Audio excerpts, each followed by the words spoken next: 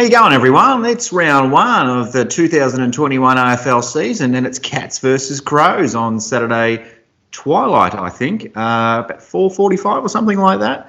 I think last time we played the Crows was round 13 last year. I can't remember if that was a day game or a night game. Cats got up by about 28 points, I believe it was, last time around. It was a close game, though. I think Adelaide was in it by about 9 points at three-quarter time. I recall, I'm just looking at the highlights here, Adelaide's tackling pressure was just ferocious. So they were 9 points in it at three-quarter time. It could have gone either way, and I know at the time Cats were a bit iffy about whether they were going to make top four. It was kind of a big game for us, so a game you wouldn't want to lose anyway. So I'm glad we won that game. But going into this one, 6 or 8 months later, Cats are the favourites again. Adelaide, finished the year off pretty well last year. But Geelong would be clearly strong favourites here after being in the grand final last year and being in front in the grand final, mind you, for a fair bit of that game. And then Dustin Martin decided to step in and turn it all around. But Cats are, I should say, bookies' favourites. I can't remember what the odds are, but they'll go in quite strong, I'd say, the Catters. Be interesting to see how Adelaide goes. I'm not expecting much from them this year, but they did have a pretty strong finish to last season. I think they won about 3 out of the last 4 games of the year, and the one game they might have lost was to Richmond, I think, from memory. So it's hard to get a read on that kind of form towards the end of the footy season. But hopefully it's a good game anyway. Round one, it's always hard to pick winners in round one if you're into your footy tipping or anything like that. I always find that you go with the if it's a home team, you always go with the home team, especially if they're playing an interstate side. If it's a state v state kind of game, it's a little bit trickier and it's not as reliable. But so that theory would say pick Adelaide. Not necessarily the way I'm going to go, but I'll get to that a bit later. Cats by 28 points last time. I think we did enough. We probably held them at arm's length. We didn't play our best game. Adelaide played pretty well, I would think. Tex Walker was, I think he kicked maybe 3 goals, something like that. He played okay. He hadn't had a good season. He's starting to sort of wane a little bit with his form. It was starting to taper off a little bit. And I think we had a few players out as well. I know Ablett was missing a few games, and Selwood was out for a fair stretch around that time as well. And I think Harry Taylor was away, and Tui as well. So we had 4 guys out. I had a bit of a look through who Adelaide had out as well. I don't think there was any major names in there, but clearly we sort of took the cautious approach with a few of our guys, and maybe that's a little bit disrespectful to Adelaide. I get a bit nervous when we start doing that, but I understand you've got to manage your players, and we had an eye on the finals, and especially guys like Ablett and Selwood, who I think Ablett definitely in his 30s, and Selwood might have just ticked over into his 30s now. So got to rest those players, and you've got to give some young guys a go every year as well. So as much as they might not always be in the best 22, sometimes you just got to play the young guys to get games in them and get some game time. It'll be interesting to see how we go. Just like with the practice match or the community series game with Hawkins and Cameron together in the real deal this time around. It's a bit different in a game that doesn't really matter, but it'll be interesting to see how those two go together and how the rest of the team links up. I think it might take them a little while to find their chemistry, I suppose, but and the smalls and the mids around them and how they all work together as well. So, and I'll be curious to see whether they play Hawkins and Cameron for 15 plus games this year. I still feel like it's probably Hawkins will get a rest a few times through the year. Hopefully he won't need to if he's just going to be positioned in the forward 50 or thereabouts for most of the year anyway, and Cameron does a fair chunk of the workload. So that'll be interesting to see how that goes. So the guys that I'm expecting to have a good game, based on how they played last time, would be Guthrie, our best and fairest Cargie Groups medalist from last year. He had a big game last time with 30 plus touches, I think. And Menengola had a good game as well. He was pretty consistent all last year. So I was really surprised. He's just gradually improved year after year, Menengola, and he kind of looks like he could frustrate you at times. But then you think, oh, maybe he's capable of being an elite player at times as well. So it'll be interesting to see how he backs up from last year. Round one's just one game. You can't it's not a big enough sample size to judge a season on, but that'll be interesting to see how it goes for him this year coming up, especially in round one against Adelaide. So hopefully he's playing. I think they're both of them are fit. So one guy that's definitely not going to be playing is Gary Ablett Jr. So not that they've brought in a replacement would you call it a replacement? Probably. I guess I would. Sean Higgins from the Kangaroos, formerly of the Bulldogs. He's come in and he's that sort of small, mid, skillful type. He's just all class, really. He played reasonably well, I think, for the Community Series game against the Bombers. He played pretty well in that game. I'm interested to see how he goes in the real deal against Adelaide. See how all that works out. But I think that's a pretty good. If you had to Ablett was probably going to drop another 10% this year if he did go around again, and that's just to be expected at his age. I mean, he's proven a lot of people wrong before, but to think he was probably going to have a better season or hold his form or get through a season unscathed with injuries, I think that's probably asking a bit too much. So Shawnee Higgins looks like he might have a couple of good years left in him, or hopefully he does anyway. So I'm really optimistic and really hopeful that Sean Higgins is the missing ingredient that will take us over the edge.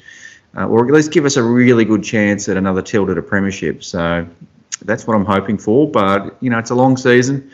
Honestly, I don't even know how many rounds it is this season. I'm thinking it's 22, but I could be wrong about that. So I'm not 100% sure. So Ablett out, Higgins in. I'm happy with that. I love Ablett. A massive Ablett fan, always have been, as most Geelong supporters are. But look, my heart would love to see Ablett go around again, but my head says, I think Higgins will be okay, and I think we'll do okay with him in the side. He doesn't bring the same class necessarily as Ablett does, but I think he's a bit more durable. Well, these days he is anyway. Not in the early part of his career, if you ever had him in a Supercoach team.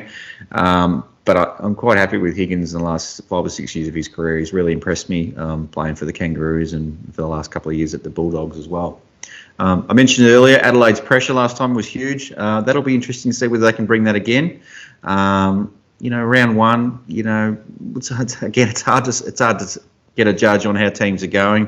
Geelong could come out of the blocks. We generally start seasons pretty well. I know last year it was the COVID year. Round one, I think we lost to the Giants. We didn't play super well, but a lot of the neutrals looked at the game and said Geelong wasn't that bad. I think just GWS played really well. It's probably one of the better games for the round, even though I think we lost by about 5 or 6 goals or something like that. But years gone by, Geelong very, very, very rarely loses a round one game, and generally does pretty well for the first couple of rounds. Usually gets off to a good start. I mean, that clearly we've had a pretty good 10 or 12 years or so.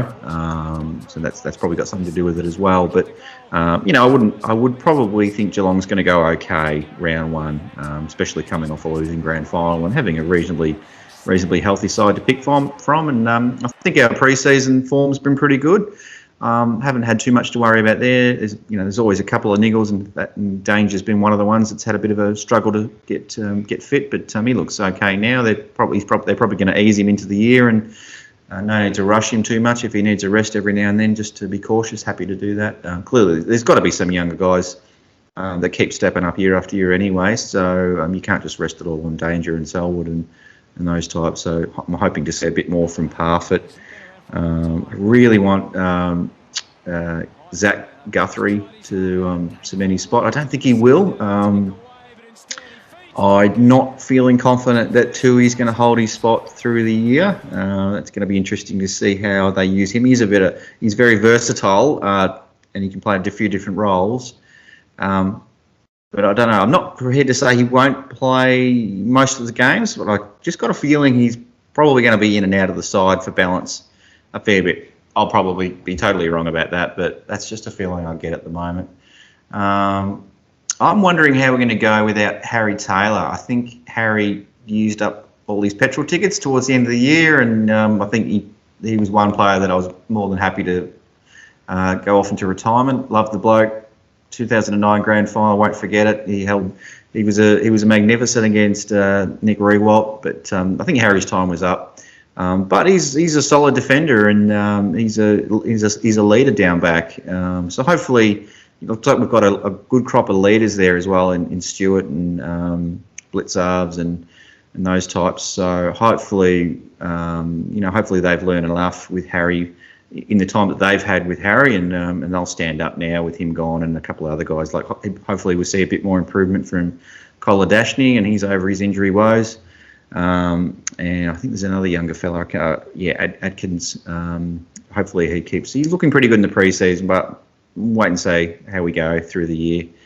He lost his spot a bit towards last year. I was a bit sad to see him lose his spot in the side. I was quite impressed with how he was going. I'm interested to see how we go with... it looks like Jordan Clark's going to get a game for round one. It'd be interesting to see how we go with the injection of speed with if Clark's playing and Isaac Smith from Hawthorn. If both of them are on the wings and just running that ball up and down, that'll be really interesting to see how that goes. So I'm really curious to see what that looks like, what that does to the feel and the brand of Geelong, how we move the ball. We'll wait and see on that one too. But I'm not sure how many games Isaac Smith's going to play. I think he's getting on a bit, I guess, but he seems pretty durable over his career. So I'm still not happy he's wearing the hoops, but hopefully I'll be singing his praises come the last day in September if he helps us lift a cup or helps us at least get a foothold, get a half decent position in the top four. That'd be great if we make the top four. I'm really hopeful that we'll get there again. But these things, you can't take these things for granted. It's not how it works. So I guess it probably leaves me with my pick, which is I think is pretty obvious. I'm going to go with the Cats. I'm going to think the Cats are probably going to win by not a lot. I'm going to say 12 points. I'm going to think that we'll probably have it in the bag and then maybe just take the foot off the accelerator late in the piece and get a bit blasé and casual about the whole affair. And Adelaide might just kick a couple and give us a bit of a scare late, but I think we'll just hold them off in the end. It's a home game for Adelaide, and we're travelling interstate, and it's just still a crazy time. We're not through the COVID yet, so it'll be interesting to see what the year holds with that, especially for. It looks like it's going pretty well in Victoria, but next minute it can be completely different again. So I'm probably at this stage you'd be looking at thinking, it's more those interstate teams that are going to struggle and might have to come to Victoria in a Victorian hub, back to the old VFL, I think. But we'll see how that goes, I suppose. So that's my round one review. I'm thinking the Cats will get up. If you're not a Geelong supporter and you're a Crow supporter, good luck to your team. I still hope the Cats win, of course, but hopefully it's a good game. Hopefully our boys play well, and hopefully no side gets any injuries. No one likes to see that. So hopefully we get through and we get back on the plane to Geelong, and we'll look forward to round two, and we'll see how we go there. And anyway, thanks for watching. If you like what you've seen, hit the like button. Please subscribe. And don't forget to share with your friends. Anyway, if you want to make some comments in the comments box down below, thanks for doing that. That'd be great if you could. Interesting to sort of hear what your thoughts are after the game. I might do a review video as well. So I might do a separate video of that, like a bit of a highlights and a bit of a small amount of conversation about how the game went, or at least my opinion of that.